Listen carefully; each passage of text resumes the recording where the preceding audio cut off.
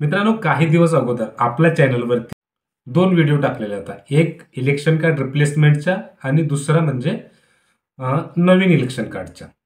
तर मित्रांनो, आपण जी नवीन इलेक्शन कार्ड बनवला होता ते इलेक्शन कार्ड या ठिकाणी आपल्याला आता रिसीव्ह झालेलं आहे आणि जी इलेक्शन कार्ड रिप्लेसमेंटमध्ये टाकलेला होता ते इलेक्शन कार्ड सुद्धा आपल्याला या ठिकाणी मिळालेलं आहे. तर मित्रांनो, आजच्या या व्हिडिओमध्ये आपण मिळालेला नवीन इलेक्शन कार्डचा अनबॉक्सिंग करणार आहे. तर चला व्हिडिओ सुरू करूया. मित्रांनो, तुम्ही या ठिकाणी पाहू शकता आपल्याला या ठिकाणी पूर्ण इलेक्शन कार्ड आपण जे रिप्लेसमेंटमध्ये टाकला होता आणि काही नवीन अप्लाय केलेलं होतं ते सर्व इलेक्शन कार्ड आपल्याला या ठिकाणी रिसीव्ह झालेलं आहे. जिल्हा अधिकारी तथा जिल्हा निवडणूक अधिकारी तर्फे आपल्याला एक शुभेच्छुक पत्र आलेलं आहे.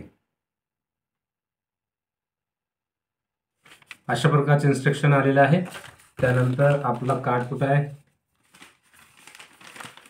तर ये रे बाबा, हे बघा मित्रांनो, आपला इलेक्शन कार्ड या ठिकाणी आलेला आहे. तुम्ही मित्रांनो पाहू शकता इलेक्शन कार्डचा लुक किती छान झालेला आहे. पूर्ण या ठिकाणी इलेक्शन कार्डचा लुक बदललेला आहे. तर मित्रांनो, तुम्ही फ्रंट पेजमध्ये पाहू शकता, फ्रंट पेज अशा प्रकारचे असणार आहे आणि सेकंड बॅक साईड तुम्हाला पाहू शकता, बॅक साईडमध्ये एक QR कोड दिलेला आहे.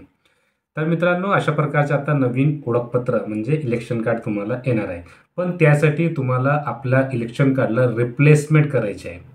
तर रिप्लेसमेंट कशा प्रकारे करतात त्या व्हिडिओच्या लिंक व्हिडिओच्या डिस्क्रिप्शन बॉक्सवरती किंवा आपल्या चॅनलवरती अवेलेबल आहे.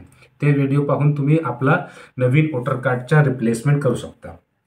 आणि दुसरं मित्रांनो, जर तुम्ही नुकतं 18 वयाचे झाले असेल तर तुम्ही नवीन इलेक्शन कार्डसाठी अप्लाय करू शकता आणि अशा प्रकारचा नवीन वोटर कार्ड मिळवू शकता. नवीन वोटर कार्ड कशा प्रकारे अप्लाय करतात त्या व्हिडिओचे लिंक सुद्धा व्हिडिओच्या डिस्क्रिप्शन बॉक्समध्ये दिलेली आहे. तुम्ही ते व्हिडिओ पाहून आपला नवीन इलेक्शन कार्ड बनवू शकता. तर मित्रांनो, व्हिडिओ आवडल्यास व्हिडिओला लाईक आणि चॅनलला नक्की सबस्क्राईब करा. धन्यवाद.